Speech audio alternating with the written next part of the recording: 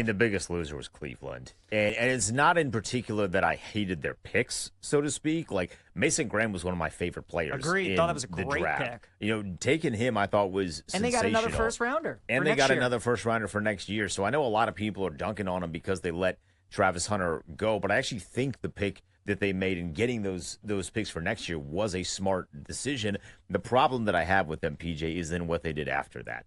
Drafting 2 running backs to me was a little odd when you could have drafted Ashton Genty. I still think they should have used that number 5 overall to leverage more picks for someone that wanted to come up and get Ashton Genty. And I think Mason Graham would have still been available so long as you stayed inside the top 10. And then they draft 2 quarterbacks.